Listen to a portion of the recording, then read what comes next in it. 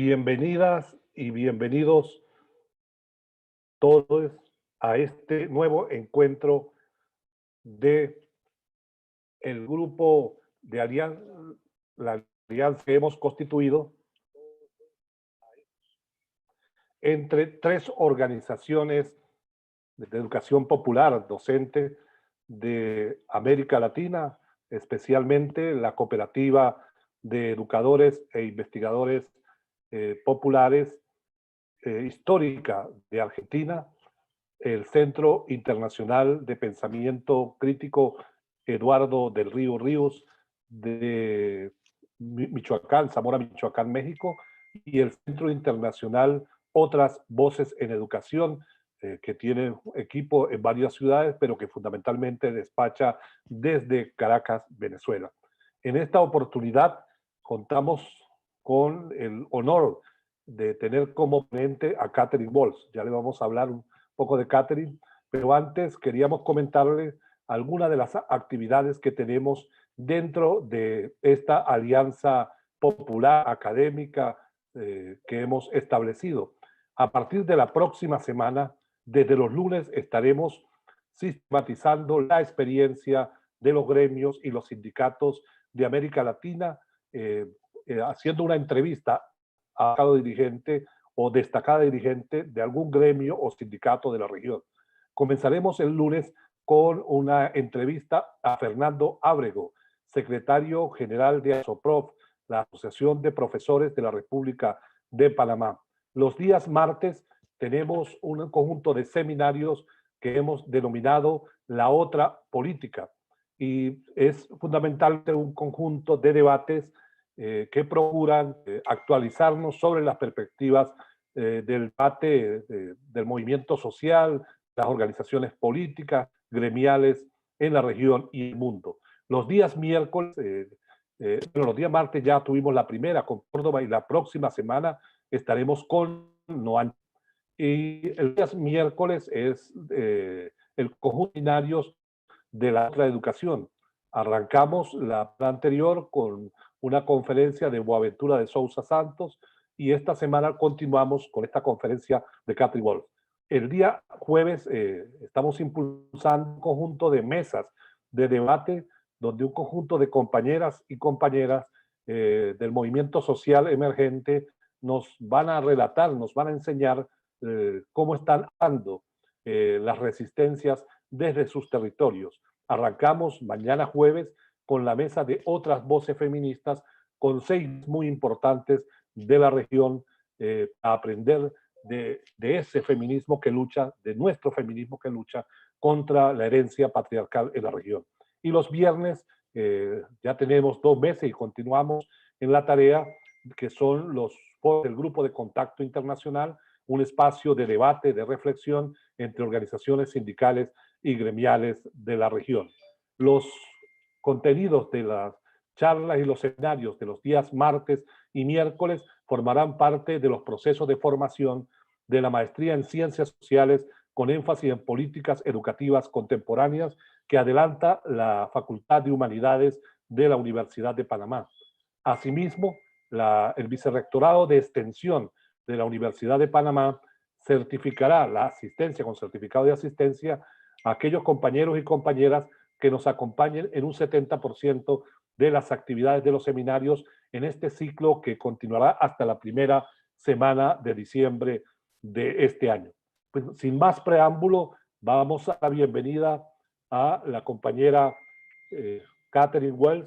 Catherine es una intelectual militante involucrada durante años en los procesos de justicia y transformación social.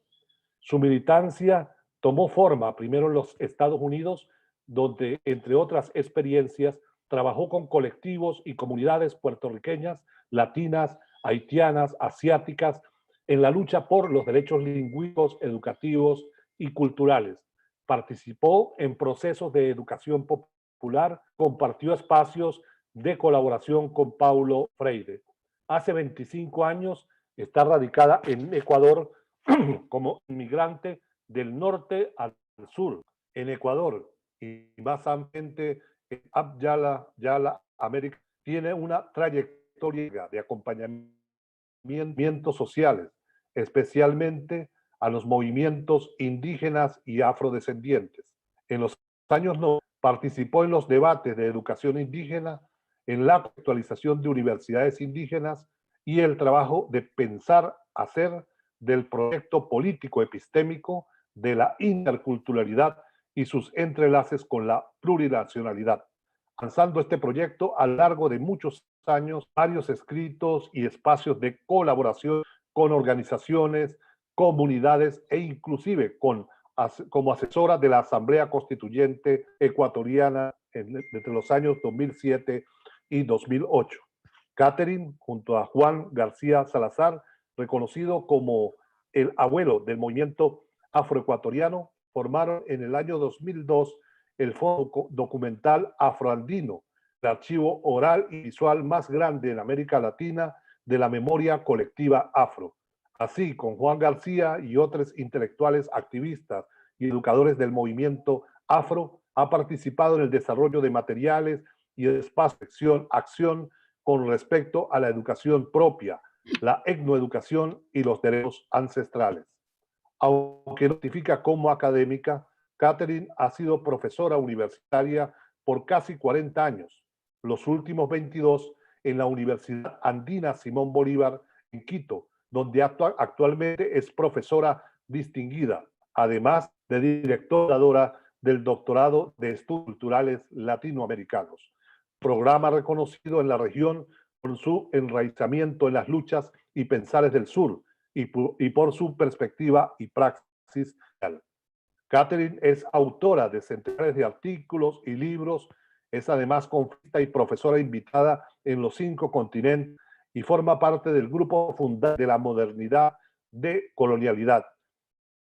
Además de primer grado, la escuelita zapatista. Sus intereses hoy están ligados a las pedagogías coloniales entendidas como prácticas insurgentes, a los gritos, grietas y siembras de reexistencia en los tiempos actuales, violencia, guerra y al más allá de los binarismos de género. En el año 2019, Catherine recibió el prestigioso premio France Trayectoria de Vida de la Asociación de Filosofía Caribeña.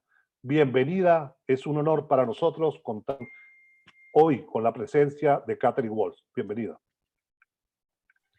Muchas gracias, Luis. Muchas gracias a todo el equipo de organizadores de este evento. Y muchas gracias a todos ustedes por su presencia. Tengo que decir que hablar por pantalla me parece muy difícil y muy incómodo en esos momentos, particularmente cuando la realidad que estamos viviendo es y está encarnada. La sentimos, yo siento y me imagino que ustedes también, en sus cuerpos, en las almas y corazones.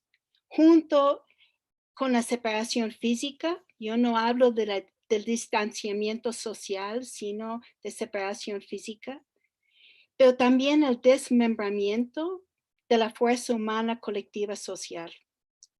A no poder ver sus ojos, de tocarles de mano, de abrazarles, o conmoverme con el calor grupal y individual es bastante desconcertante.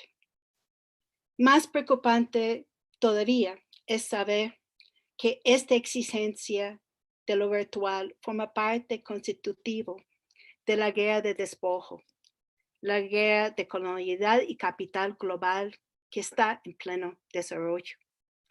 Constitutivo, sin duda, de la guerra de despojo, de colonialidad, de capital global que estamos viviendo.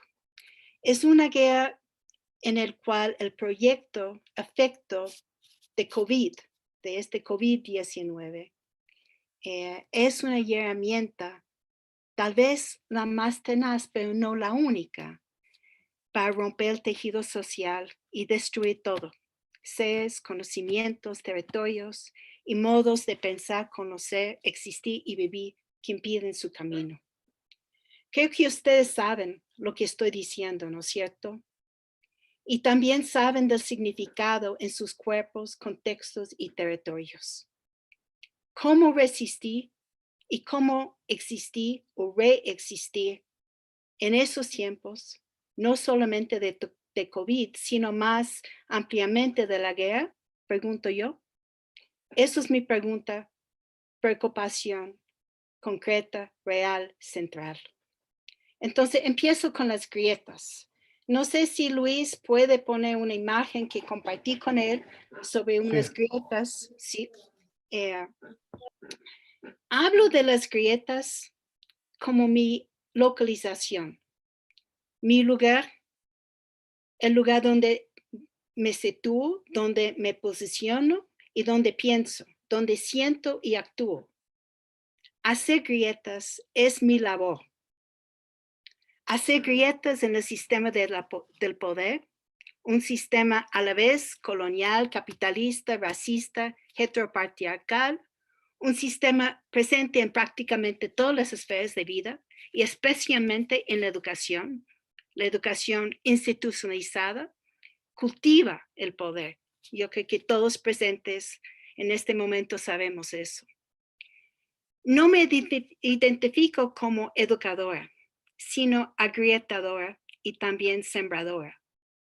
Sembradora de semillas insurgentes que logran brotar, crecer y florecer hasta en paredes de piedra, abriendo grietas y ensanchando las fisuras en este sistema que poco a poco está matándonos todas, todos y todes, pero claro, no de la misma manera. Así fue desde antes de la pandemia virus del COVID. Estoy hablando de este otro virus, de la violencia, de la guerra a muerte racializada, feminizada y territorializada, que ya tiene más de 500 años, pero que en los últimos años ha venido tomando fuerza especial. Luis, podemos quitar la imagen ahora, ¿no? O sea, es Sí, un poco de sí, reflexión. perfectamente. Una sugerencia, Catherine. La Ajá, luz de la computadora te oculta buena parte del rostro. Si alejas, así está perfecto. ya, Porque la otra, la luz, ahora sí, perfecto. ¿está bien? Está bien, perfecto. Ya. Entonces, lo que estaba diciendo, que este virus empezó antes de COVID. Es un virus de violencia, de guerra, muerte, que es racializada, que es feminizada, que es territorializada y que ya tiene más de 500 años. Pero en los últimos años ha venido tomando una fuerza muy especial, eliminando jóvenes de barrios urbanos, activistas, mujeres que se atreven o que nos atrevemos a hablar y eliminando líderes y lideresas indígenas, afros y campesinos. Eliminando o tratando de eliminar conocimientos ancestrales, colectivos y locales y la fuerza de la madre tierra, de sus seres, de sus sentires y sus saberes de resistencia, existencia, reexistencia, de insurgencia, creación y rebelión. Con la pandemia de COVID, la matriz colonial de poder está, sin duda, tomando nuevas aristas, nuevas formas de violencia, vigilancia y control, pero también de militarización y de neoevangelización. Con el COVID vienen nuevas estrategias, sabemos eso muy bien, nuevas maneras de asegurar el individualismo, la indiferencia, el miedo, el silencio, el silenciamiento, la exclusión, la pacificación y la no acción. Como bien sabemos, la pandemia ya es parte misma de esta matriz de poder. Facilita el avance del extractivismo, la codicia del capital y la exterminación de todas y todos y todes que oponemos, obstaculizamos y simplemente destruimos, o sea, queremos disturbar su avance. El COVID ya es componente del virus, de violencia, guerra, muerte racializada, feminizada y territorializada, cuyo efecto final es el despojo total y la desexistencia, bien pensada y bien controlada. Regreso a las grietas y pregunto, ¿cómo movernos dentro y entre las grietas? ¿Cómo abrir grietas y extender y ampliar las fisuras? ¿Y cómo reajustar nuestras miradas para ver desde y por medio de las grietas? ¿Cómo mantenernos vigilantes, asegurando que las grietas no van cerrándose? Y que ellos, es decir, esos de poder, que tenemos una larga lista, sabemos quiénes son, que quieren tapar y parchear o parchean esas grietas o simplemente eliminan su posibilidad de existir. Y cómo en esos tiempos de virus y pandemia encontrarnos en las grietas y desde ahí caminar la insurgencia y tejer pedagogías que hacen agrietar y a la vez sembrar. Esas son algunas de las preguntas encarnadas, las múltiples preguntas mías por el cómo, o los cómo, que invaden, que guían mi ser, mi sentir, mi pensar, mi hacer y mi actuar. Entonces, ahora algo sobre las insurgencias. Aprendí, tal vez como muchos y muchas de ustedes, a resistir. Aprendí eso hace un montón de años. Una resistencia en contra del sistema y sus múltiples y variadas prácticas de violencia y de poder. Sexista, machista, racista, clasista, capitalista, colonialista, militaristas, disciplinistas, extractivistas, escolaricistas, cientistas y educacionistas, que todos que pretenden clasificar, controlar y ordenar seres, saberes, sentires y la naturaleza y la existencia mismas. Como muchos y muchas de ustedes, he sido parte de colectivos, de movimientos que han hecho la resistencia, el no en letra grande, como oposición defensiva y reactiva y como proyecto y praxis central. ¿Cuánta energía hemos gastado y seguimos gastando en la protesta? La que resta energía muchas veces para la propuesta. No estoy diciendo que dejamos de resistir. De hecho, la resistencia hoy tiene una importancia particularmente central. Pero pregunto, ¿cómo concentramos no solo en la resistencia, sino también en la reexistencia? En la apuesta no solo en contra, sino también para y por. En posturas, procesos y prácticas creativas y propositivas que interrumpen, transgreden y intervienen, que proponen, construyen y afirman otros modos otros de pensar, saber, ser, estar, de existir y de vivir. Eso es lo que entiendo y propongo como insurgencia o insurgencias. No estoy hablando de la insurgencia guerrillera, aunque tal vez en unos momentos es opción, sino estoy hablando de los actos o las acciones de creación, construcción y afirmación, nuestras y nuestros, de la gente, de pueblos y comunidades. Estoy pensando en insurgencias políticas epistémicas, es decir, de conocimientos, de existencia y en la praxis insurgente que siembra esperanza y avanza proyectos colectivos de vida, a pesar de esos virus de violencia, despojo, guerra, muerte, de desexistencia y exterminación. Pienso, por ejemplo, en las insurgencias que promueven el trueque comunitario en esos tiempos de COVID y las guardias comunitarias en muchos lugares. En la solidaridad comunal en varios territorios marginales urbanos, en la favela que cuida favela. Pienso en las insurgencias que afirman la medicina y conocimientos ancestrales, incluyendo las parteras, las sanadoras y los sanadores, como fue el caso del Taitamaya Domingo Chokche, quemado vivo por jóvenes indígenas evangélicos la semana pasada por su brujería. Pienso en las insurgencias de las mujeres que lideraron y organizaron de manera muy otra el gran levantamiento en Ecuador el octubre pasado.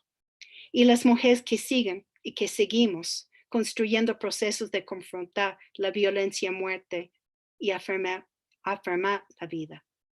Pienso en el palabrandar que inicialmente dio base organizativo del tejido de comunicación de Cauca y ahora forma parte del hacer andar de palabras, de reflexión y acción de resistencias y autonomías entre pueblos y procesos de lucha, desde Patagonia a Canadá y más allá, que es Pueblos en Camino. Pienso en las insurgencias del movimiento de mujeres de Kurdistán, que hacen construir autonomía, vida y libertad. Pienso en los normalistas mexicanos de Ayotzinapa. Algunos todavía pensamos con ellos que siguen vivos. Pienso en las insurgencias de muchas maestras y maestros de todo América Latina, Abayala, que antes del COVID y hasta ahora siguen construyendo y caminando procesos de aprender a desaprender para reaprender, así recordando la expresión de los sabios afroecuatorianos, abuelo Zenón y Juan García Salazar. Procesos centrados en el cimarronaje, que es simultáneamente desobediencia, vida, libertad. Pienso en las insurgencias de maestras y maestros en campo y ciudad que construyen procesos centrados en la existencia, la coexistencia, la convivencia, la convivialidad, la reexistencia y la dignidad, y no en la mercantilización educativa, el capitalismo cognitivo, el rollo de desarrollo y la reforma de lo mismo, y la ciencia universal, que sabemos que es la ciencia blanca, masculina, occidental. También estoy pensando en las insurgencias de Black Lives Matter, que no solo dicen basta al racismo estructural en Estados Unidos y en América Latina y todo el mundo, sino que proponen procesos de profundo cambio y reflexión y de dignidad. Las insurgencias en este sentido son acciones, procesos, prácticas y praxis de personas, de movimientos, de colectivos, de pueblos y de comunidades que luchan desde las márgenes, desde los bordes del sistema, pero también desde su interior, insurgiendo, creando, construyendo y afirmando modos de ser, de estar, de pensar, de saber, de aprender y vivir que agrietan la matriz de poder colonial y engendran y caminan proposiciones, posibilidades y horizontes descolonizadores de praxis y de pedagogía decolonial. Así llego a mi tercer y último punto de reflexión, las pedagogías decoloniales. Voy a resaltar 5 claves para su comprensión. La primera y tal vez la más abarcadora tiene que ver con el cómo, con los cómo, para usar la expresión que aprendí del compañero de lucha, amigo y maestro mexicano René Olvera. Preguntar por y preocuparnos con los cómo es preguntar por y preocuparnos con los procesos y prácticas, las pedagogías como metodologías del hacer. No es lo mismo preguntar qué hacer que cómo hacer.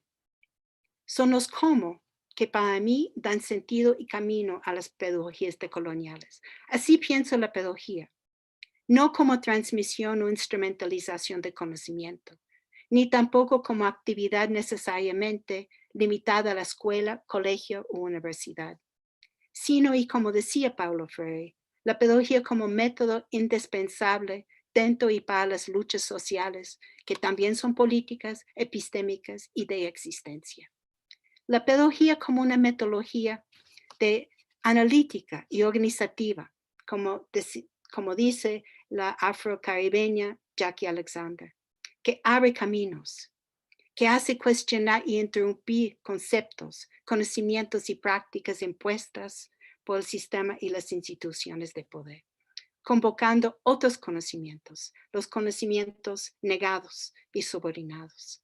La pedagogía como metodología que mueve la reflexión, acción y también la reexistencia frente a la no existencia y la desexistencia actual, y la rehumanización frente a la deshumanidad y la deshumanización que estamos viviendo.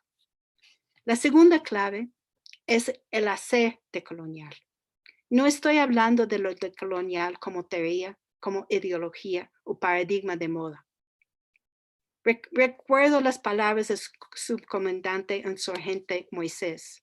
No hay dogma, no hay manual, no hay credo, decía él, hablando de la rebelión, la resistencia y la construcción de vida donde hay muerte. Esas acciones también y su sentido como sentido también de lo decolonial están enraizados en la praxis.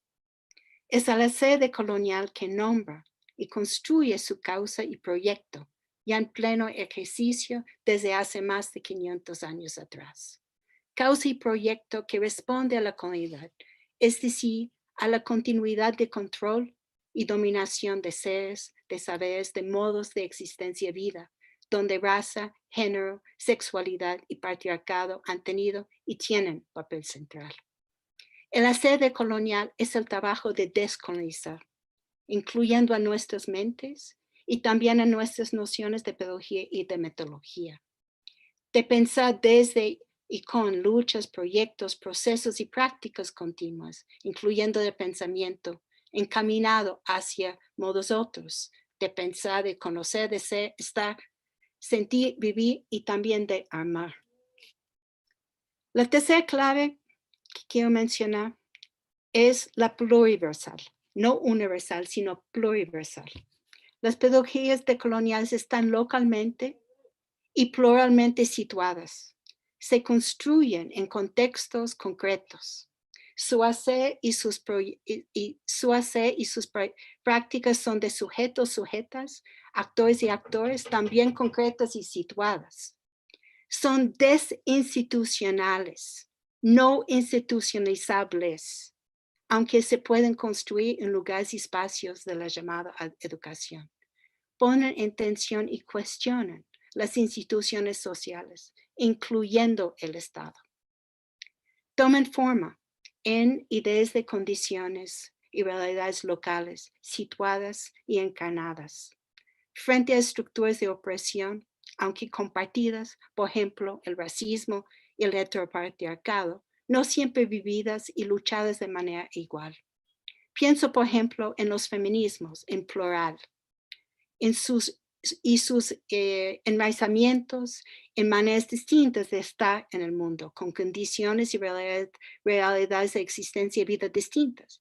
Así las prácticas pedagógicas, metodológicas del hacer decolonial feminista, con o sin esta palabra feminista, son también distintas. Si estamos hablando de los procesos de mujeres negras del campo o mujeres negras de la ciudad, de mujeres indígenas, de mujeres campesinas, de mujeres trans y mujeres blancas mestizas urbanas. Pluralidades que se expanden más si hablamos de condiciones de empobrecimiento, de encarcelamiento y violencia familiar. Y de formas de ser, estar, saber, sentir, pensar y vivir que la modernidad y las ideologías occidentales hacen invisibles o prefieren negar.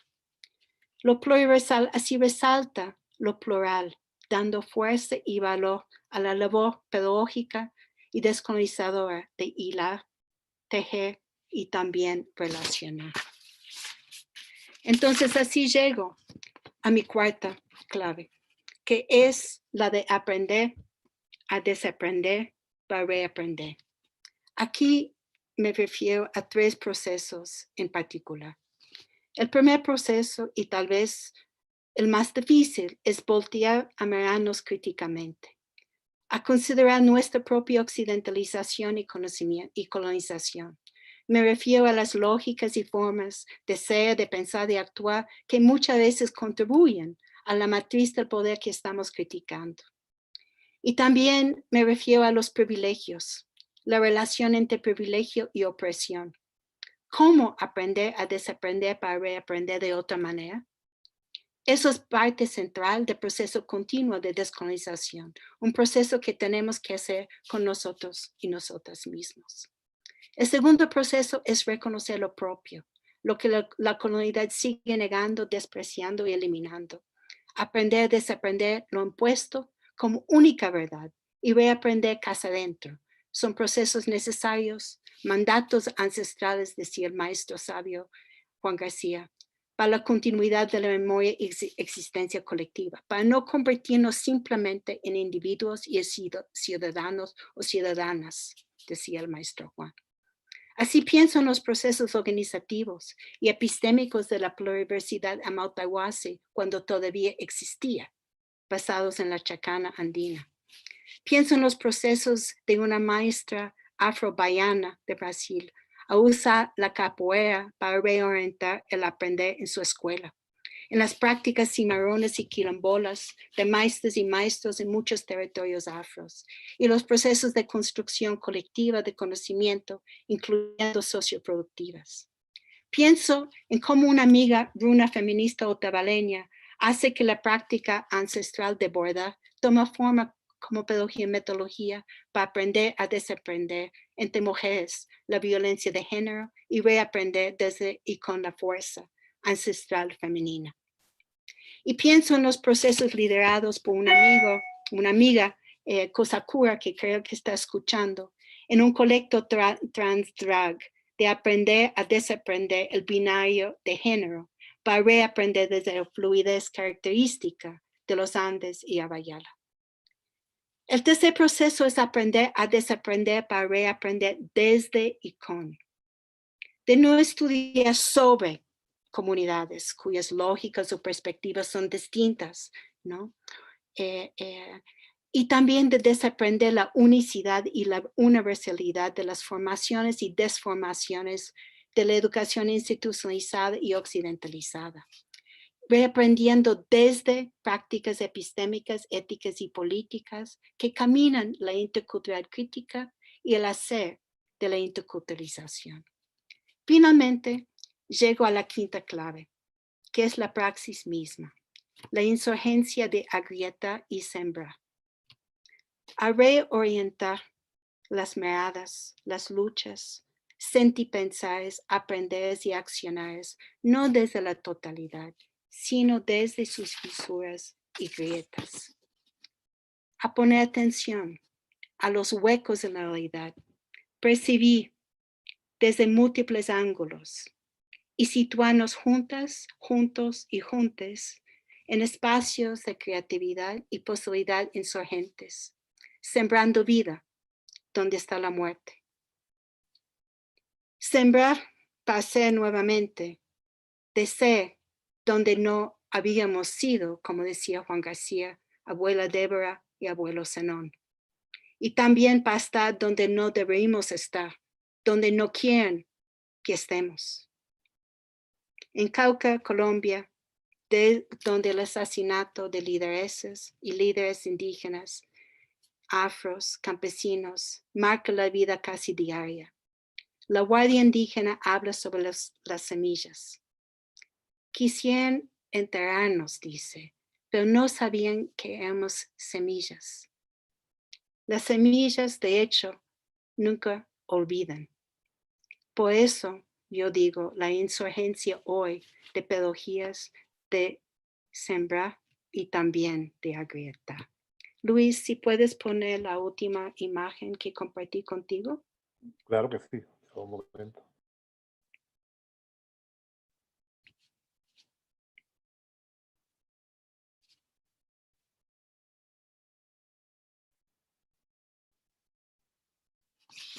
Entonces sí, si pensamos que esas pedagogías decoloniales de las insurgencias y las grietas que estoy hablando acá y que de hecho existen en todo este América Latina, Abayala, o del continente caribeño, con sus nortes y sures dentro y fuera, seguimos agrietando, seguimos sembrando, pero creo que hoy, en esos momentos actuales que estamos viviendo, con este virus de COVID y este virus de violencia, de despojo, de desexistencia total, es cada vez más importante pensar en esos procesos de sembrar, en esas semillas que nunca se olvidan y siguen creciendo, pero también cómo podemos juntarnos y juntos y juntas y juntes agrietar.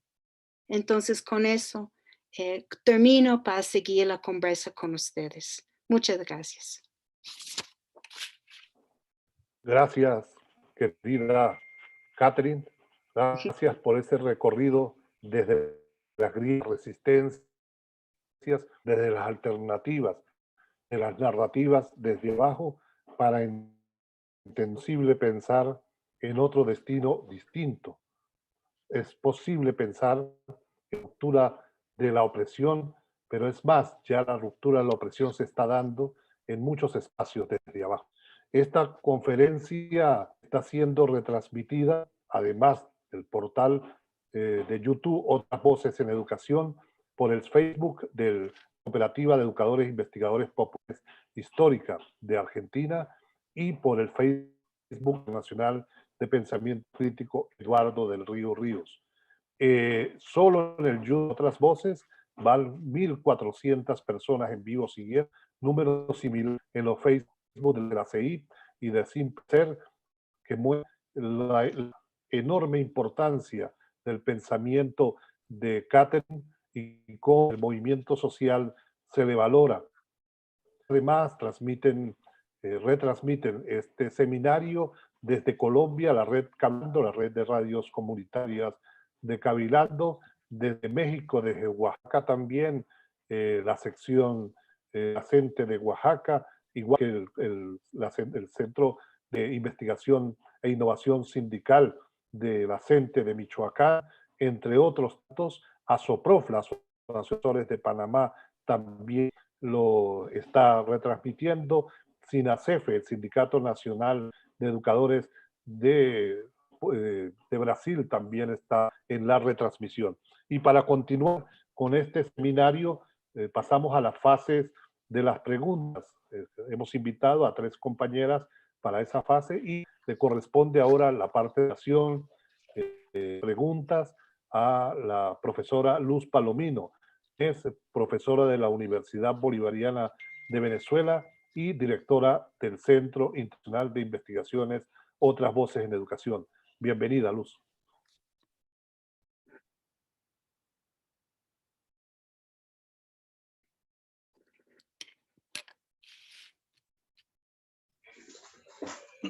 Está silenciada, Luz. ¿No se escucha, Luz? Micrófono, Luz. Listo. Gracias, Luis. Gracias, Catherine, por compartir con nosotros tus reflexiones. Están llenos de ríos. De parte de todo el equipo organizador, de quienes nos escuchan, de quienes nos siguen, gracias por tus palabras y por tu tiempo. Sin lugar a duda, debemos reinventarnos y transformarnos desde la pedagogía y praxis. Te comento que nuestras redes sociales y nuestro YouTube está lleno de comentarios, de reflexiones y de mensajes y de agradecimientos. En esta segunda parte, 3 compañeras del equipo te formularán algunas preguntas. Comenzamos, profesora Sandra Gallo, quien es educadora popular, trabajadora social, integra Canoa Hábitat Popular. Integra el colectivo SEAL de Argentina. Es profesora y extensionista en la licenciatura de Trabajo Social de la Facultad de Ciencias Jurídicas y Sociales de la Universidad Nacional del Litoral, Argentina. Profesora Sandra, la palabra. Sí, buenas tardes, ¿cómo estás? Bueno, muchísimas gracias, Catherine, por tus aportes. Me parece re interesante y que vos en tu relato que nos ofreciste hoy, en tu exposición, lo mencionás muchas veces, esto de que nuestra praxis tiene que ver con no solamente con el hacer, sino con el sentir y el pensar, ¿no? Retomando algunas cuestiones que otros educadores populares también de Latinoamérica lo han planteado, ¿no? El sentir pensante, pero lo pienso porque muchas veces nosotros trabajamos y sentimos muchas cosas y no sabemos cómo traducirlo y siempre creemos que hay que traducirlo racionalmente para hacer, ¿no? Entonces eso me pareció sumamente interesante en tu relato.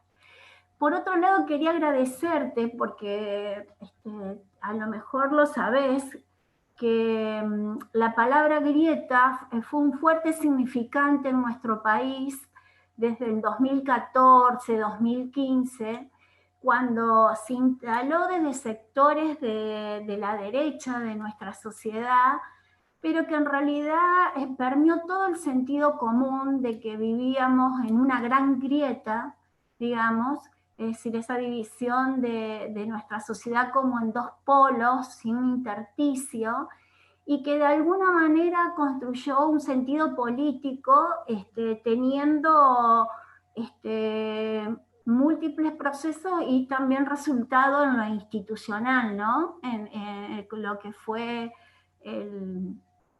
digamos, el resultado de las elecciones en 2016, ¿no? Y que a nosotros nos hizo pensar mucho cómo dejamos permear ese sentido de la grieta, quienes nos decimos educadores populares o que trabajamos en lo social sin deconstruirlo, problematizarlo. Entonces sentir la palabra grieta con otro significado y con otros significantes y con un horizonte político es muy esperanzador, es muy interesante, digamos, porque además no es que se ha borrado este sentido desde diciembre del año pasado que ha ganado otro proyecto, otra línea en nuestro país, ¿no? De otra idea de país. Y en función de todo eso,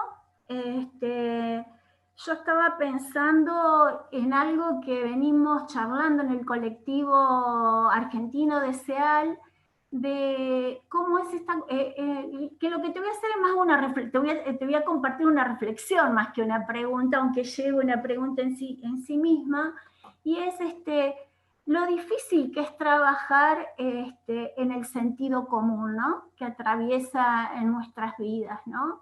Sobre todo en la vida cotidiana. Vos tenés todo un planteo en el marco de la desinstitucionalización de trabajar desde abajo, ¿no? Y todas las experiencias que nos nombraste y nos referenciaste tienen que ver con eso, ¿no? La grieta localizada y desde abajo, también con un planteo de ir uniéndolo, ¿no?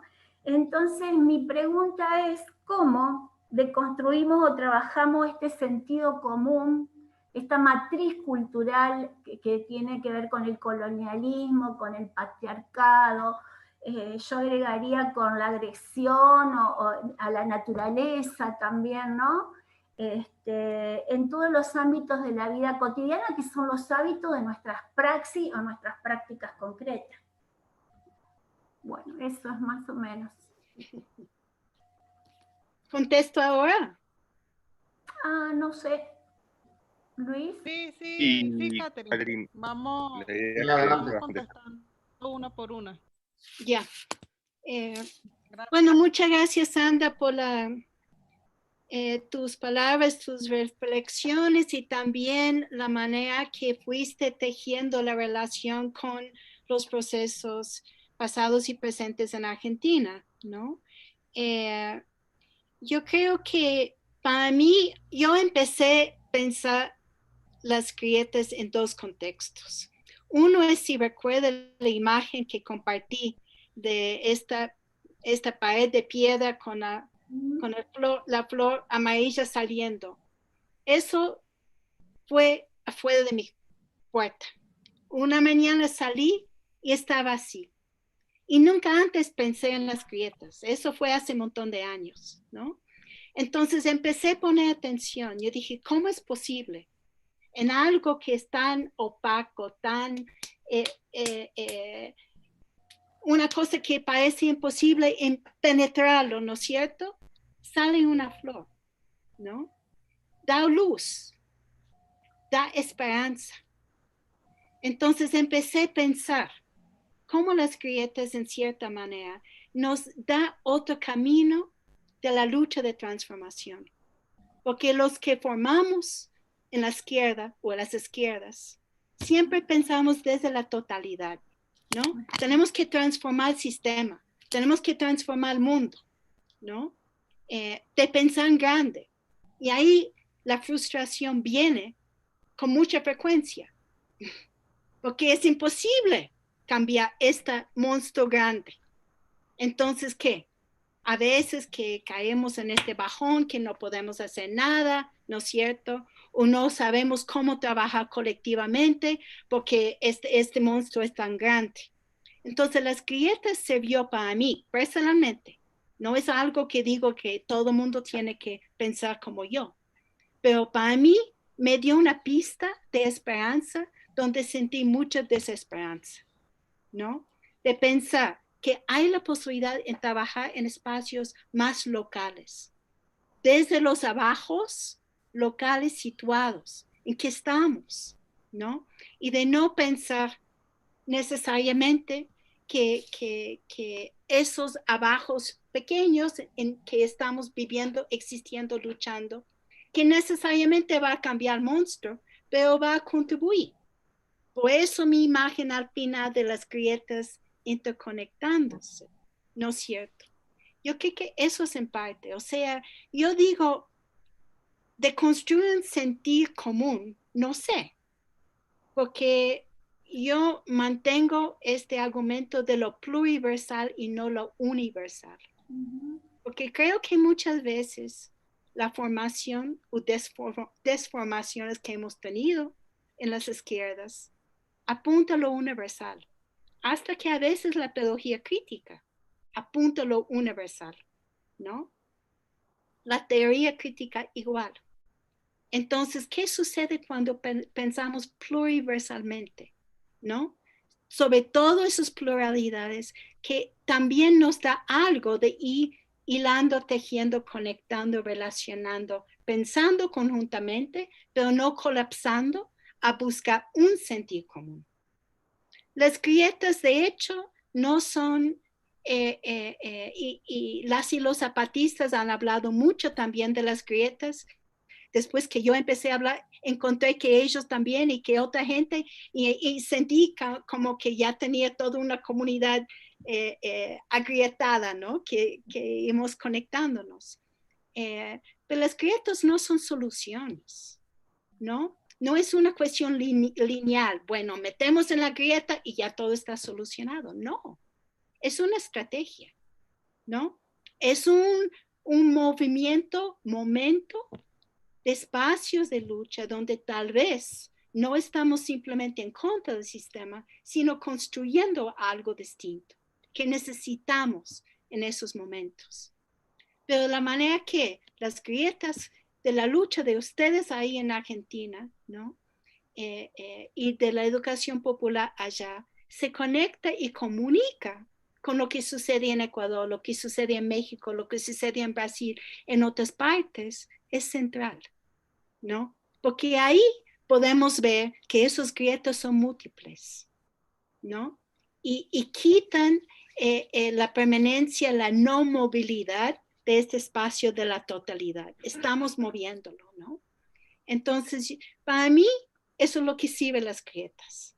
Es una apuesta que nació dentro de mí por esta necesidad de sentir una posibilidad de esperanza frente a la desesperanza, muchas veces total, pero de también encontrar que mucha otra gente también está metida en este espacio de grietas y este trabajo, este praxis, sí, del hacer, pero también, como tú dices, Sandra, de sentir, pensar, ¿no es cierto?, en la grieta, de dejar también salir de manera sentipensante, pero también la forma espiritual, ¿no? Por eso yo creo, y termino con eso, es muy importante pensar que la lógica que estamos hablando hoy no es la lógica de reproducir la teoría crítica occidental, sino de abrirnos de otros modos de pensar que existan aquí en Abayala, como también en otros espacios del mundo, y han sido negados, ¿no? Subordinados, invisibilizados históricamente. Entonces, ¿cómo abrimos esta forma de pensar que tal vez permite también reinventar la palabra crítica en esos momentos? Realmente, ¿qué estamos hablando? ¿No? Muchas gracias, Sandra. No, a ti, muchas gracias, Catherine.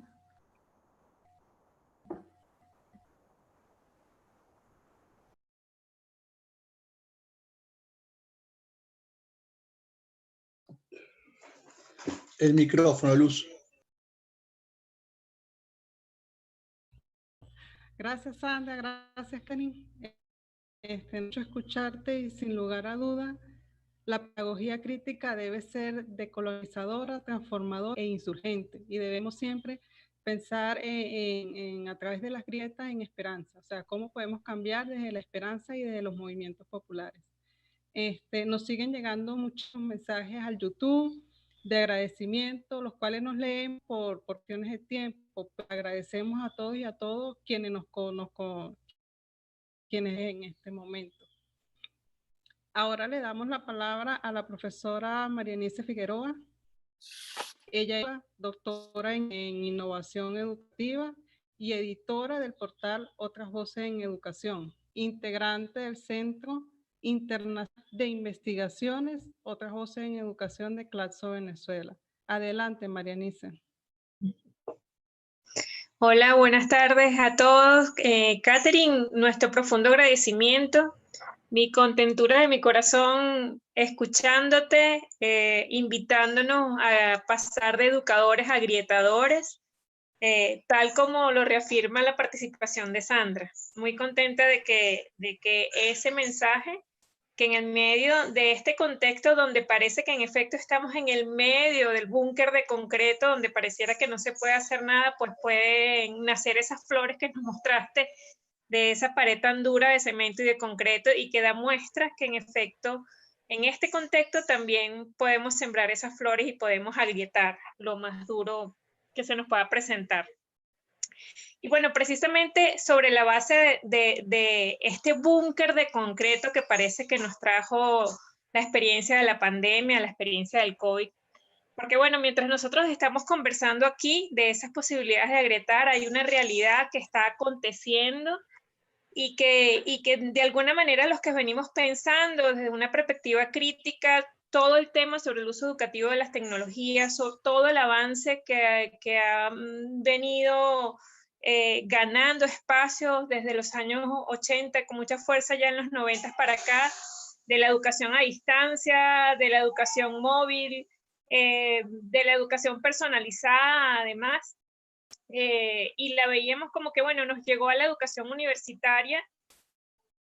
Hablábamos de la amenaza desde ya hace 5 años más o menos, de lo que implicaba que llegara ya esa pirámide invertida, donde la escuela fuera nada más un lugar donde evaluarnos y todo lo demás se hiciera en línea, de la amenaza de lo que significaba el homeschooling como una propuesta política, además muy evidente de países desarrollados y de entidades multilaterales, pero nos llegó ahora. Nos llegó ahora, es una realidad. Estamos hablando que prácticamente es la alternativa que consiguieron todos los países del mundo ante esta situación que tú hablabas que no es de distanciamiento social, pero que evidentemente ha implicado una separación, haciendo uso de una herramienta tecnológica que ha venido despojándonos identidades, formas de relacionarnos, formas de amarnos, de comunicarnos, pero ahora llegó a la enseñanza y al aprendizaje.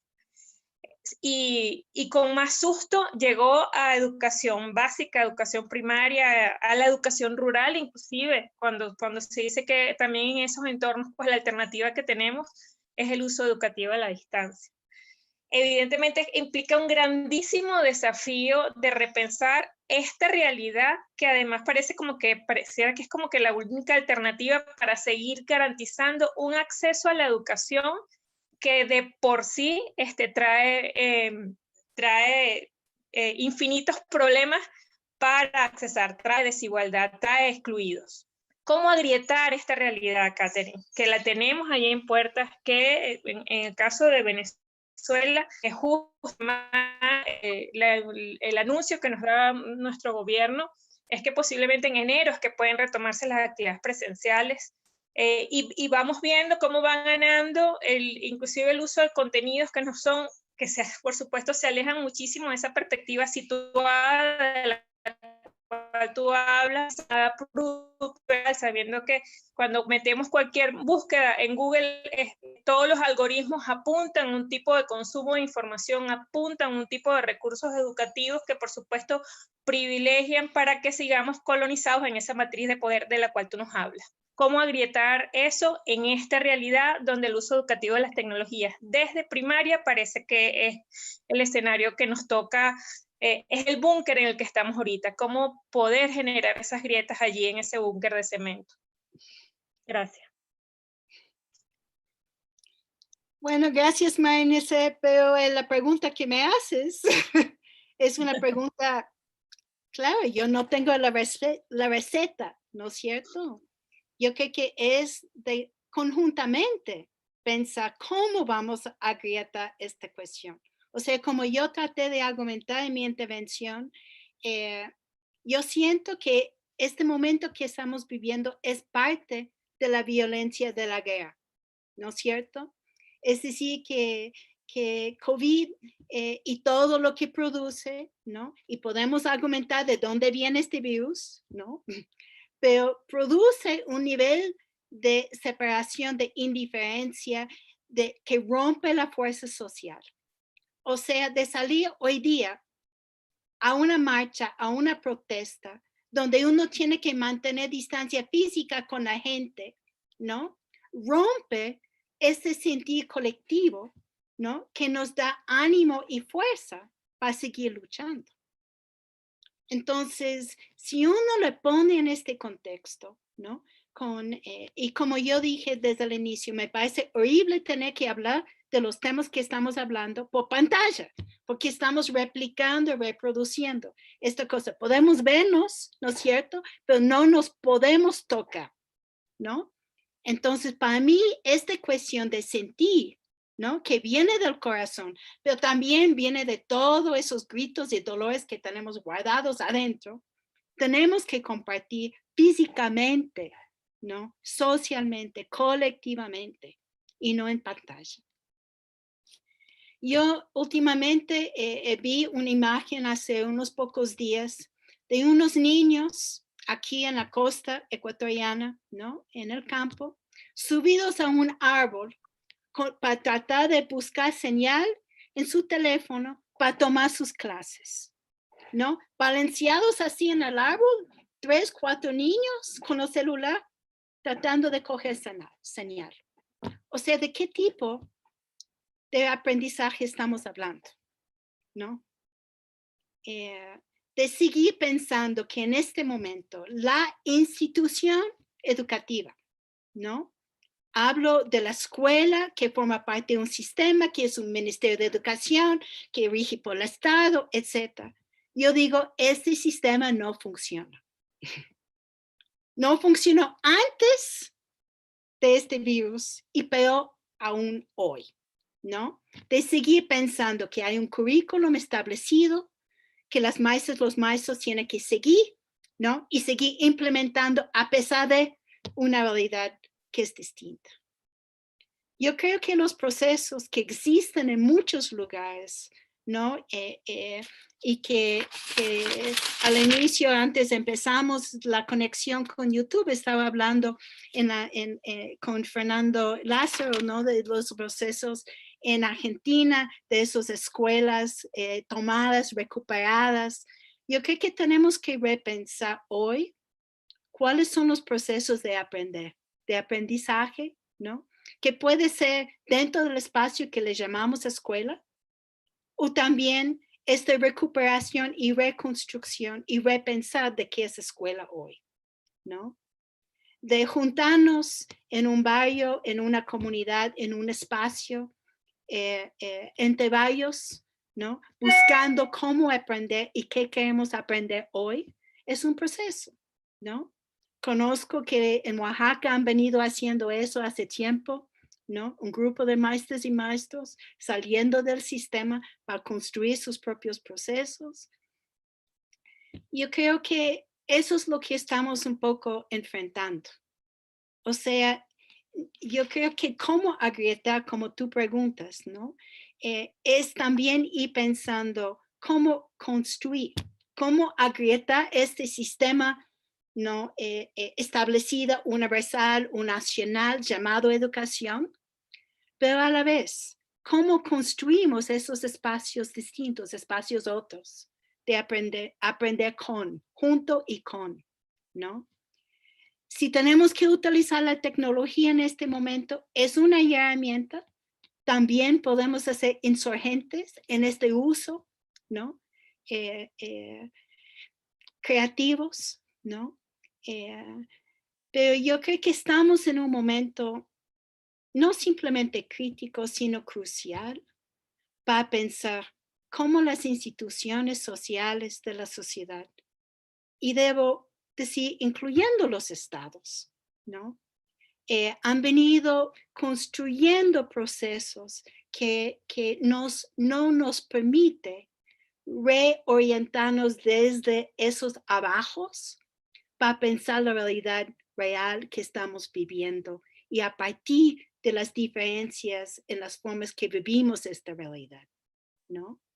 O sea, yo empecé hace montón de años como maestra de niños y niñas pequeñitas, ¿no? Pensando en cómo hacer una escuela alternativa, ¿no? De modo distinto, junto con madres, con gente de la comunidad, o sea, rompiendo la noción de institución-escuela. Si pensamos y repensamos y releemos hoy los trabajos de Illich, ¿no? De desescolarizar, yo creo que también nos apuntan a eso. Tal vez, de una manera, esta crisis, esta pandemia, esos virus que estamos viviendo, nos da un empujo para repensarnos juntamente, ¿no? Con comunidades en que vivimos, barrios urbanos, espacios distintos, colectivos, ¿no? Para recrear y reinventar los procesos de aprender, desaprendiendo y reaprendiendo. Para mí, eso es lo que estamos haciendo. Y la única manera es hacerlo como estamos hablando, conversando, compartiendo, haciéndolo en colectivo, aunque no siempre podemos juntarnos en un espacio físicamente juntos, pero por lo menos utilizar los recursos que tenemos para pensar conjuntamente, ¿no? Y conjuntamente iniciar ese desaprender para reaprender de otra manera y con otra visión de educación, si seguimos utilizando esta palabra, ¿no? Pero más que todo debe existir, porque creo que lo que está sucediendo en esos momentos, en todos los países de América Latina o Abayala, ¿no?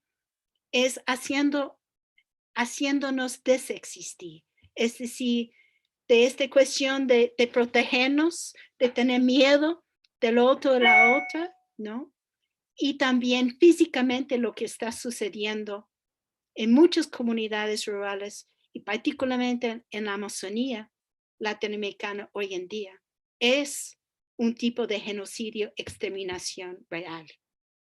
Entonces, yo creo que esos son elementos también de análisis que tenemos que hacer conjuntamente, que es el mundo concreto, real, situado, local que estamos viviendo nosotros hoy, ¿no? Y de qué manera conjuntamente buscamos maneras, sí, de agrietar, ¿no?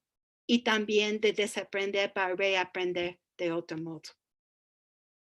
Entonces puedo seguir hablando, pero yo creo que por cuestiones de tiempo lo dejo ahí. Gracias, Marenice. Gracias, Catherine. Seguimos en este conversatorio. De verdad es un placer escucharte. Sin lugar a dudas debemos transformarnos.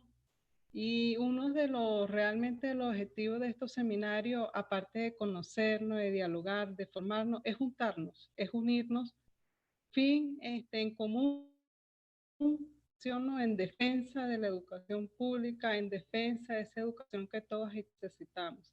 Es uno de los objetivos principales de todos estos seminarios que en Alianza hemos construido. Ahora damos la palabra a la profesora María del Carmen López Vázquez, quien es originaria del estado de Oaxaca, México, pedagoga crítica y popular, abogada con 32 años de experiencia en la docencia, luchadora social,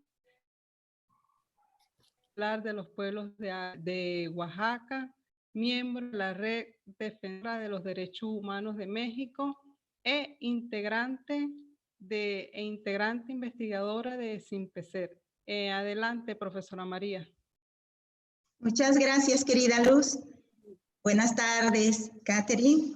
Es un enorme gusto verte y escucharte. Buenas tardes a todos los compañeros que nos siguen a través de las diferentes redes sociales.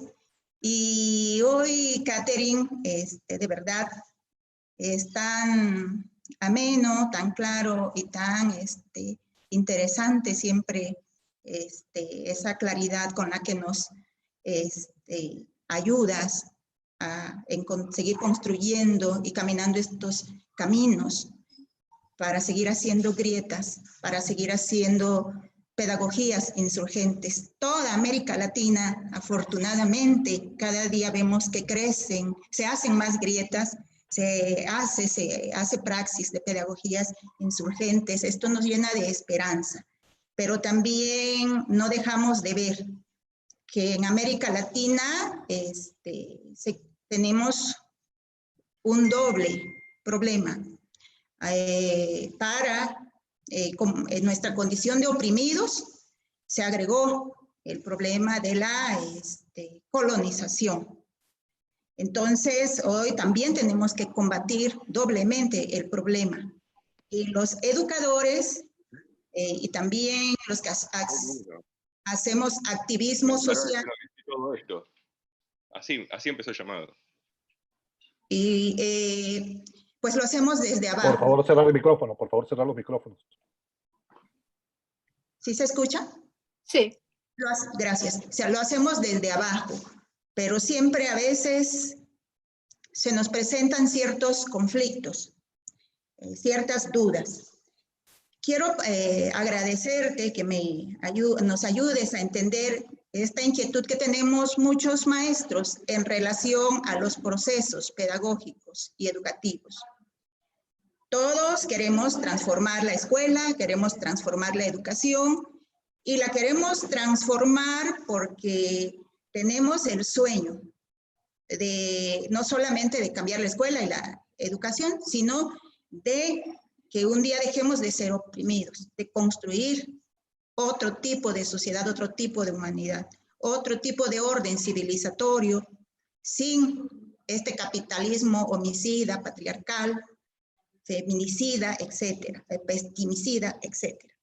Entonces, todos sabemos que la evaluación ha sido por excelencia el instrumento con el que nos colonizaron, para empezar, y que hoy se mantiene institucionalizado en los sistemas educativos nacionales de toda América Latina y el Caribe, y que a través de él pues se nos sigue dominando, oprimiendo, colonizando.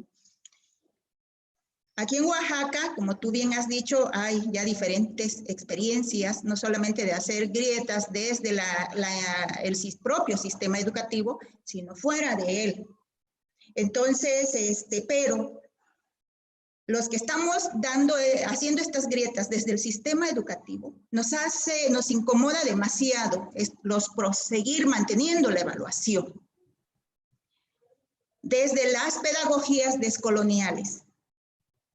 ¿Qué procesos o categorías epistémicas tú nos sugieres, nos recomiendas reconstruir para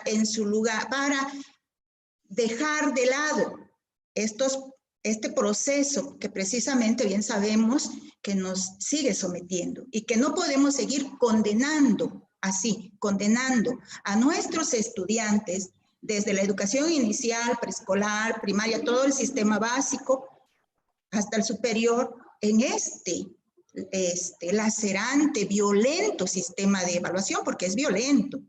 Entonces, es una de las formas de mayor violencia y sobre todo que atenta contra el derecho humano a la diversidad, que no solamente es la diversidad cultural, lingüística, también tenemos diversidad individual en cuanto a nuestros procesos de desarrollo y aprendizaje. en el sentido de que, bueno, ¿por qué nos obligan? Porque al evaluarnos nos piden que hayamos aprendido la misma cantidad de conocimientos, de la misma manera, con el mismo ritmo de aprendizaje, etc. Entonces, ¿qué nos sugieres al respecto? Y te aprovecho para lo último. Tú, porque nos inspiras, que trabajaste con Freire, nuestro gran maestro, del que seguimos aprendiendo, que él tuvo como parte de la filosofía, de su praxis, de la filosofía de la liberación. Esos sueños que tuvieron muchos grandes, que han construido nuestra patria grande, como Bolívar, Martí, el propio Fidel, de la unidad de la patria grande, de la Vía Yala. Pero la realidad, esto es un proceso bien difícil, porque hoy la izquierda posmoderna nos encanta fragmentarnos, dividirnos y andar de a poquitos. Entonces también ahorita, y por eso es esta alianza estratégica de estos 3 centros que estamos organizando este evento, de unificarnos. Nosotros mismos, desde nuestras pedagogías agrietadoras, impulsamos mucho, trabajamos la unidad. ¿Tú crees que desde nuestros saberes comunitarios de los pueblos originarios de la Vía Yala podamos construir y lograr este sueño de unificar nuestro continente, de la unidad, y concretar ese gran sueño del proyecto histórico de liberación de nosotros los pobres, los oprimidos, y poder construir, porque dijiste es imposible cambiar el sistema y eso me desesperanzó un poco, pero yo pienso que sí, poder construir otro sistema donde podamos reexistir, como tú bien planteas, con dignidad. Todos. ¿Qué mensajes nos das en este sentido a los maestros, al magisterio latinoamericano y a los movimientos sociales, Catherine? Muchas gracias. Te agradezco tu respuesta. Bueno, Carmen, tú también haces un desafío enorme, ¿no es cierto?, de que parte de la realidad que sentimos adentro, esta frustración de qué hacer, ¿no? Y cómo hacer. Porque yo regreso a la importancia de las preguntas por los cómo. Como mencioné, como me enseñó otro amigo mexicano, René Olvera, ¿no? De los cómo, que es importante, no qué hacer, que es la pregunta que aprendimos desde la formación en las izquierdas, ¿no es cierto? ¿Qué hacer? La famosa pregunta de Lenin, versus cómo hacer, que necesariamente apunta prácticas, procesos, pedagogías, metodologías, etcétera, ¿no es cierto? O sea, si partimos de este reto de la evaluación, ¿no? Yo entiendo que dentro de la red que organiza este evento hay mucha gente de los sindicatos en muchas partes, ¿no es cierto?, de América Latina. O sea, ¿qué sucede si la evaluación llega a ser un punto de lucha de simplemente negar hacerlo? ¿No?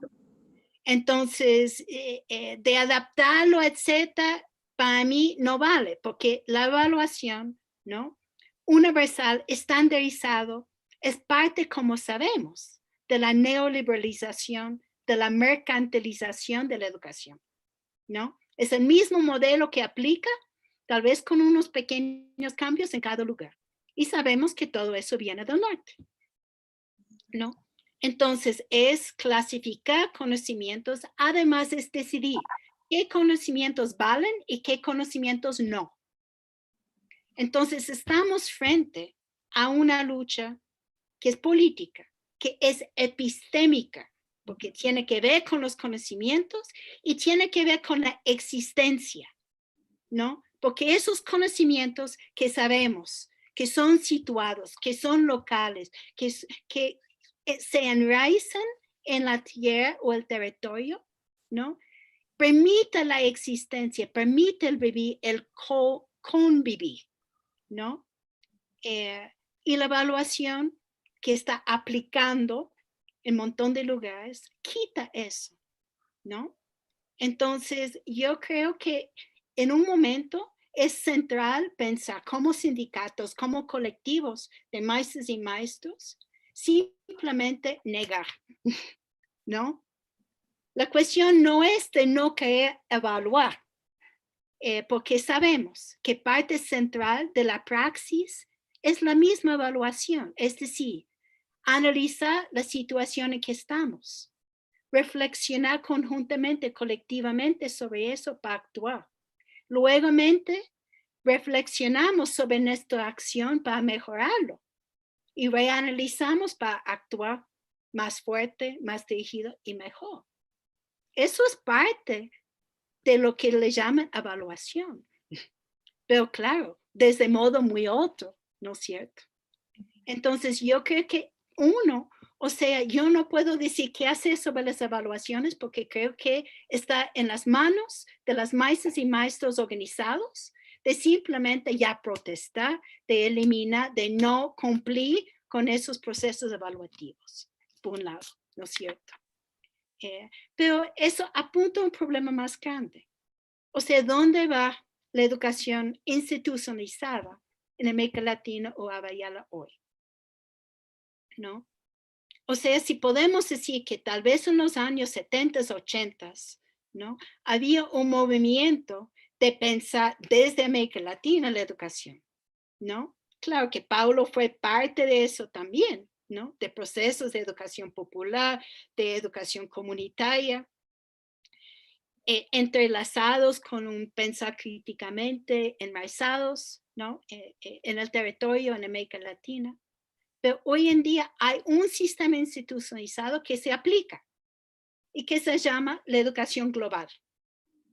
Esta educación existe en todos los países de América Latina, existe en países africanos. Hace un par de años tuve la posibilidad de intercambiar con maestros y maestros y gente de la comunidad en Sudáfrica y están enfrentando exactamente el mismo problema que América Latina. Es decir, que hay un proceso, ¿no es cierto?, de construir un modelo de educación global aplicado de forma igual en todos los países del mundo, particularmente, ¿no?, en los países del llamado tercer mundo, ¿no?, globalizando el modelo que viene del norte global. Entonces, creo que frente a eso, las luchas locales, ¿no?, situadas son súper importantes, pero también necesitamos cuestionar este sistema de educación. Yo sé que en algunas comunidades la decisión es trabajar fuera del sistema, ¿no? En otras comunidades es este movimiento que podemos decir dentro y fuera a la vez y siempre en contra. Entonces, trabajar en la escuela, pero también tener escuelas alternativas o otros espacios educativos de aprendizaje fuera de la escuela, basados en la comunidad, basados en un barrio urbano, basados en espacios compartidos colectivos, ¿no? Yo creo que de decidir cómo hacer esta forma de agrietamiento al sistema educativo, también tiene que ser plural y localizado. Entonces, como tú bien sabes, Carmen, los procesos en Oaxaca que han decidido trabajar fuera de la escuela, ¿no?, siguiendo un poco el modelo de Illich y tomando más forma cada día, ¿no es cierto?, son muy importantes. Pero, ¿qué sucede con la gente que sigue dentro del sistema? No podemos negar, ¿no?, sus luchas dentro del sistema. Por eso digo, de pensar en insurgencia, ¿no?, pedagogías insurgentes, pedagogías que apuntan procesos de descolonizadores, también tenemos que pensar dentro de la escuela, porque mucha gente está ahí, ¿no? Y no tiene la opción salir. Para los que tienen la opción, mejor. Pero los que no tienen la opción, es cómo está dentro y a la vez en contra, ¿no? De cómo agrietar adentro, pero pensando siempre los entrelaces, ¿no?, de agrietar no simplemente el sistema, sino de introducir otros tipos de conocimientos. Por eso yo pienso que de hablar de los procesos, como tú empezaste a decir, sobre los oprimidos, los colonizadores, los colonizados, ¿no es cierto?, también son categorías muy generales. ¿Y qué sucede cuando pensamos cómo sentimos oprimidos y oprimidas? ¿Cuál es el contexto que yo siento oprimida? Que es muy distinta a una forma de una mujer trans encarcelada, por ejemplo, se siente oprimida, ¿no? Tenemos que entender cómo las condiciones vividas de la opresión son distintas, ¿no? Eso es un punto de reflexión importante hacer dentro de la escuela y fuera de la escuela. Cómo a veces reproducimos la opresión sin darnos cuenta, ¿no? Porque cargamos en nuestras mentes muchas veces, ¿no? Nuestras propias formaciones o desformaciones, ¿no? Coloniales, ¿no? Que son racializadas, que son feminizadas, que también son territorializadas. Las maneras de la ciudad, como ven la gente del campo, ¿no? Y ciertos campos que son más campos, más rurales, ¿no? Muchas veces vamos construyendo jerarquías, ¿no? Sin darnos cuenta. Entonces, por eso yo creo que es importante también reflexionar sobre algo que tú mencionaste, Carmen, esta noción de desde abajo. O sea, utilizamos a veces con mucha facilidad y mucha fluidez este término. Pero realmente, ¿qué estamos hablando? ¿Quiénes son o quiénes somos los de abajo?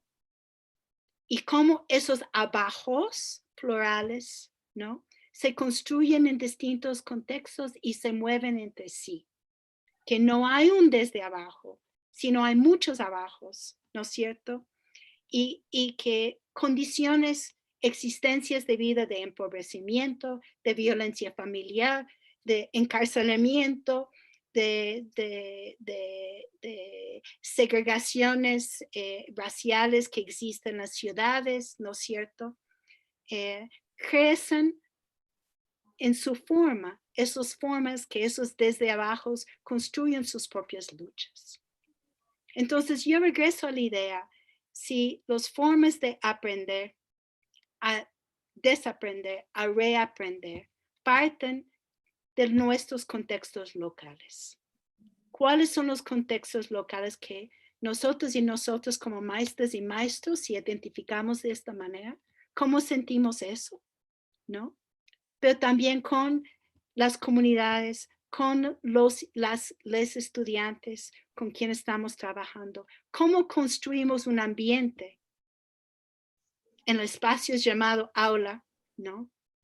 O espacios llamados escuela o educación, donde esas diferencias se construyen una base de conocimientos en plurales, ¿no? Que parten de las experiencias de vida, de las necesidades de vida, que muchas veces no tienen nada que ver con esta bendita evaluación. Yo creo que esas son responsabilidades que tenemos para los que trabajamos en educación. Yo personalmente, hace unos pocos años atrás, empecé a tomar distancia de la institución de educación. O sea, yo he trabajado en universidades 40 años de mi vida, pero sin identificarme como académica y sin identificarme como persona que trabaja en la universidad. Es decir, mi identificación es como intelectual militante. Trabajo en la universidad, sí, pero en la universidad no me define, no me controla, no intenta ponerme en una categoría de profesora, ¿no? De utilizar esos espacios, agrietándolos, abriendo posibilidades de debatir. Eso es lo que hemos hecho en el doctorado que tenemos aquí en Quito, que Luis mencionó al inicio, que tiene casi 20 años, ¿no? Con líderes sociales, de movimientos sociales, de intelectuales críticos de toda América Latina y de otras partes también, ¿no? De pensar conjuntamente y no en un modelo de conocimiento o un modelo que rige lo que el sistema dice que un estudiante a nivel posgrado, por ejemplo, tiene que aprender. romper esos espacios, de construir algo colectivo que viene desde el corazón. Entonces yo regreso a esta cuestión del sentir pensar, pero también de la forma encarnada que existe nuestras maneras de aprender, de sentir, ¿no es cierto? Y de conocer y saber. O sea, de poner el corazón en el centro, cambia también muchas las relaciones que existen, ¿no? En la escuela, en el espacio llamado educación. Entonces yo creo que es eso.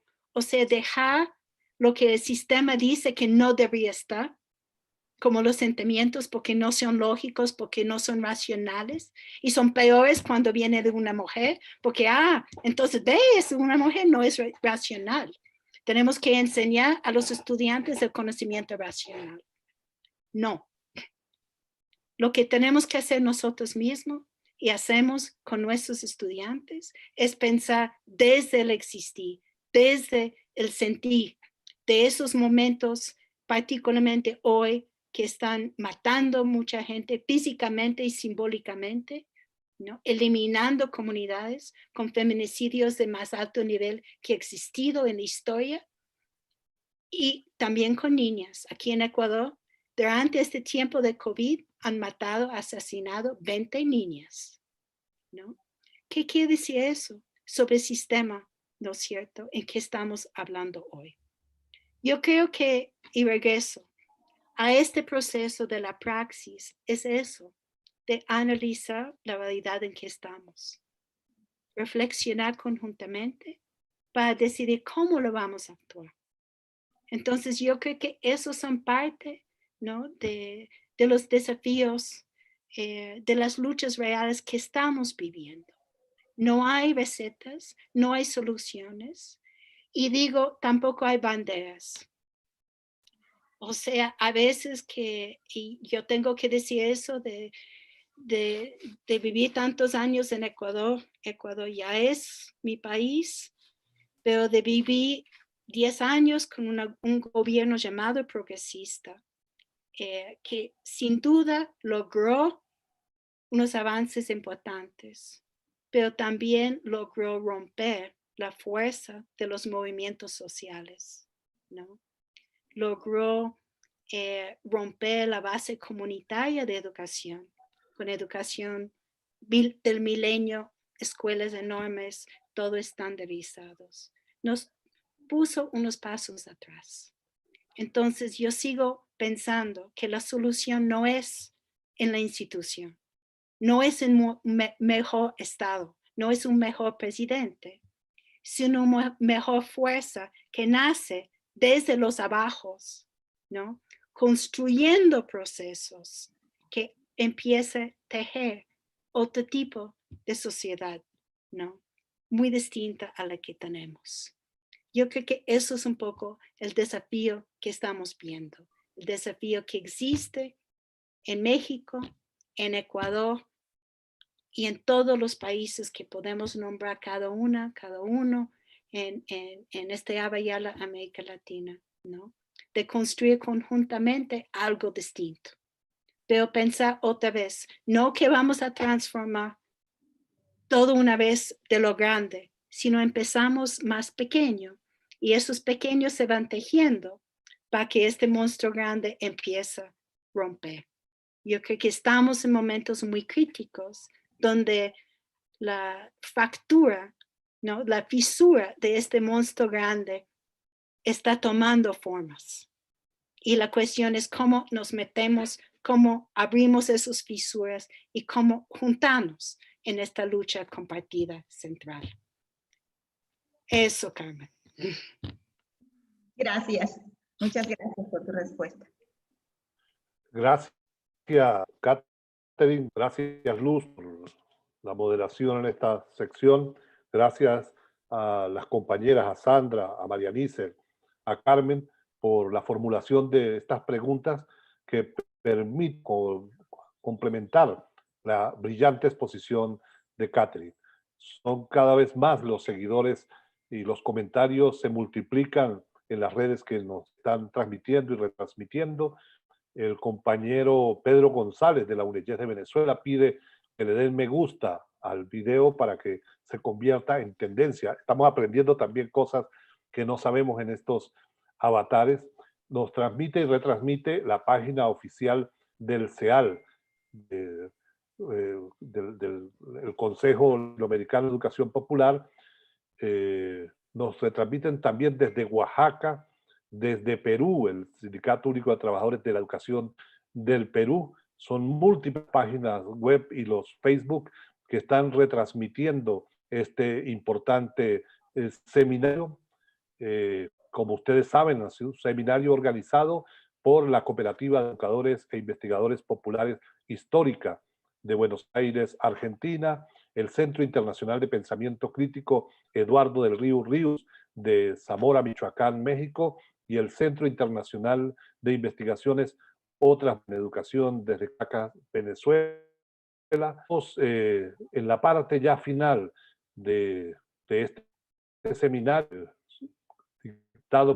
y queríamos pedirle a Catherine, son miles las y les docentes que están siguiendo este seminario, y queríamos pedirte, Catherine, que para cerrarlo les dirigieras a quienes hoy desde las escuelas, con las comunidades, con los niños, con los jóvenes, con las familias, trabajan una propuesta educativa alternativa a este intento de normalización, de virtualización forzosa que se está intentando imponer en el marco del COVID-19.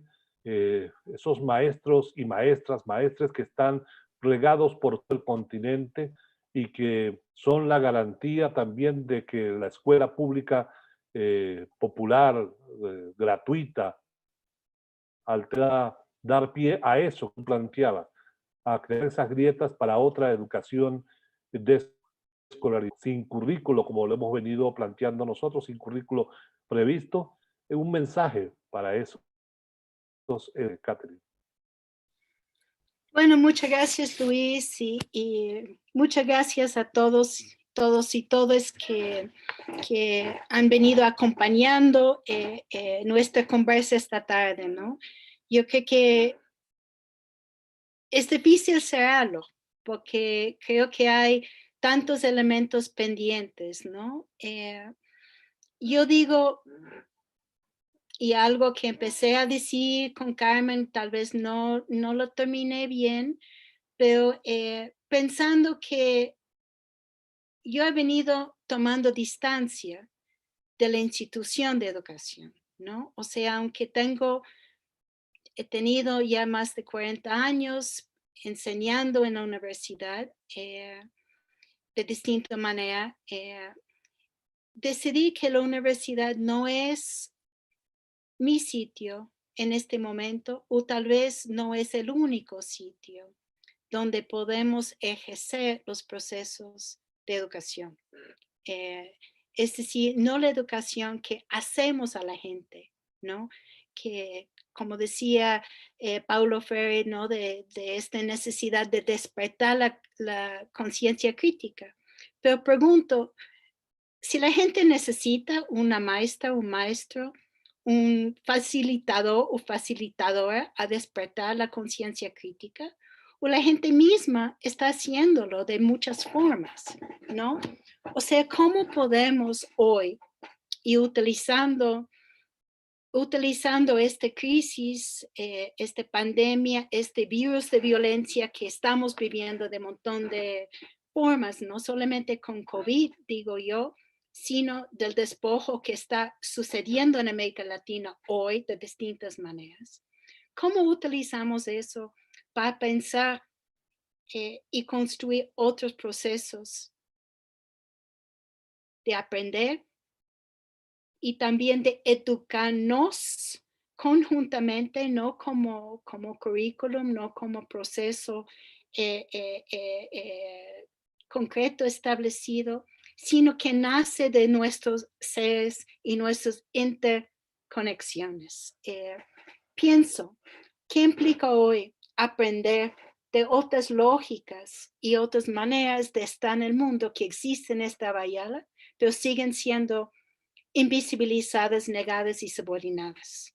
O sea, no simplificar ni generalizar conocimientos ancestrales indígenas, afrodescendientes o campesinos, sino también de decir que nos da otra lógica, otra manera de estar en el mundo, que tal vez en esos momentos críticos centrales nos da muchas enseñanzas, muchos aprendizajes de pensar, incluyendo para los y los que vivimos en las ciudades. ¿Qué sucede cuando veamos lo que está sucediendo en Brasil en este momento? ¿No? El país de América Latina más afectado por la COVID. Pero también los procesos que existen en las favelas, a pesar del Estado. Es decir, el Estado que no está, pero tampoco la gente quiere este Estado en sus vidas, ¿no? En el caso de Brasil. De cómo la favela está cuidando la favela, ¿no? Y de qué enseñanzas ofrece, no para replicar, no para reproducir experiencias hechas en unos lugares concretos en otras partes, sino de darnos una atención, ¿no? Como personas, como maestras, maestros interesados, ¿no? En construir un mundo distinto, en posibilidades distintas. ¿Cómo aprendemos de lo que está sucediendo en este momento, en esas grietas que están siendo formadas, ensanchadas, desarrolladas en los momentos mismos que estamos hablando? Yo creo que eso tal vez es el mensaje que quiero compartir. Yo sigo pensando que para los que trabajan en escuelas, colegios, universidades, tienen un papel ahí. Pero también tenemos muchos y muchas espacios distintos fuera de la institución para también trabajar, pensar, aprender, desaprender y reaprender, ¿no? Y como adultos y adultas, a veces esos procesos son los más complicados. Y para los que ya somos grandes, ¿no? Es más difícil aún. Y creo que eso es lo que tenemos que hacer en este momento. O sea, de todo lo que hemos conocido, de un momento al otro ha cambiado. Entonces, en vez de lamentar sobre eso o preguntar cuándo regresa la normalidad, cuando sabemos que la normalidad, llamado así, tal vez no regresa de la misma manera. ¿Cómo aprender de esos momentos? Y cómo hacer que esta forma de aprender, de aprendizaje, se interconecta. Por eso quiero felicitar esta iniciativa de otras voces en educación y los otros colectivos, colectivas y organizaciones que forman parte de esta iniciativa, de permitir este espacio de intercambiar, ¿no? Yo no soy experta, no soy educadora, como dije, sino agrietadora y sembradora, ¿no? Una persona más en esta lucha de no simplemente pensar en un mundo distinto, sino también de sembrar semillas para que permite crecer algo distinto, algo que necesitamos para pensar, para saber, para existir, para amar y para vivir hoy en día. De no permitir que la desexistencia que está en camino nos come, nos mata a todos y todos, sino tenemos que también conjuntamente buscar otras formas de coexistir y convivir. Entonces, muchas gracias a Luis, a Carmen, a Luz, a Sandra, a todos que han participado, a Maricé, a todos que han participado en hacer esta conversación, una conversación, ¿no? No de expertas y expertos, sino de intercambiar ideas. Y ojalá buscamos la manera de seguir conversando, colaborando, construyendo conjuntamente. Muchas gracias. Gracias a ti, Catherine, por esa lección de militancia, de compromiso con la transformación radical de la sociedad latinoamericana y caribeña. Al comienzo, antes de comenzar la transmisión, nos decías que es el inicio de una relación y así la tomamos, quienes estamos promoviendo este evento, en la idea de construir y enlazar esfuerzos. Ese maravilloso doctor Cordina, que tiene más de 20 años, queremos vincularlo a otra iniciativa, un doctorado que estamos construyendo para el movimiento pedagógico latinoamericano, para juntos seguir pensando desde las grietas esas otras resistencias y alternativas de otro mundo posible.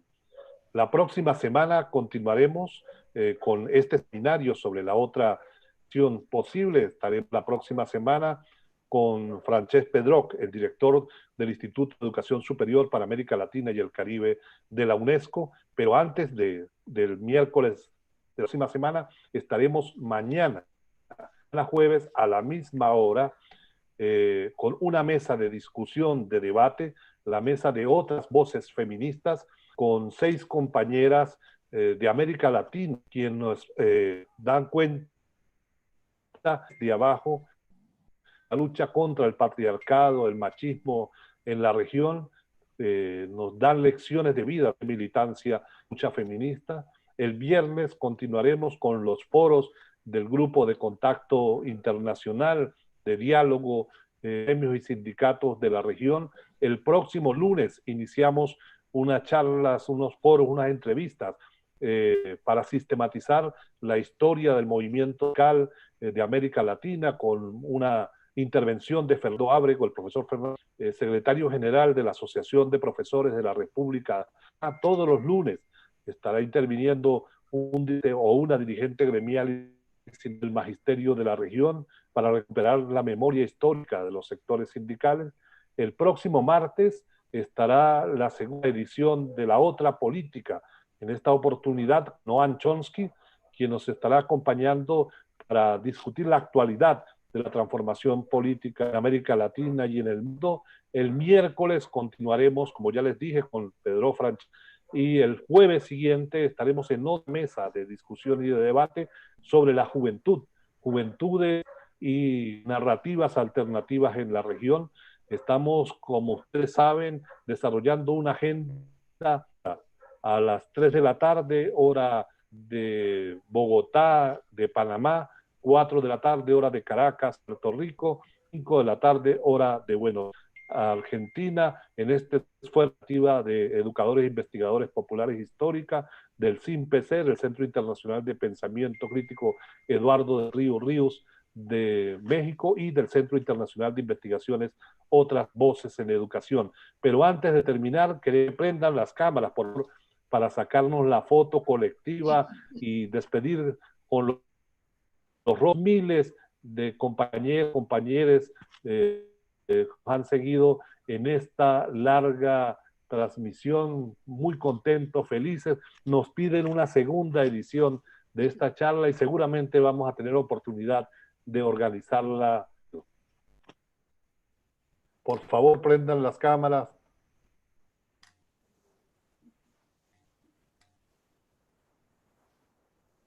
Bueno.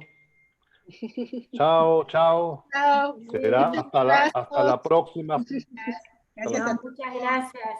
Un gusto. Muchas gracias, Catherine. Muchas gracias. Gracias. Catherine, Gracias. gracias. Muchas gracias, Catherine. Gracias.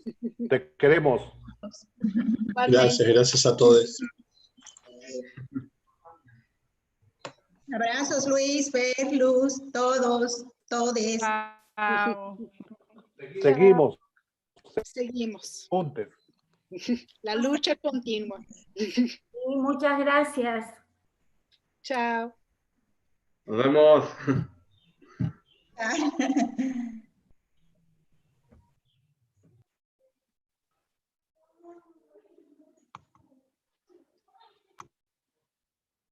Bien.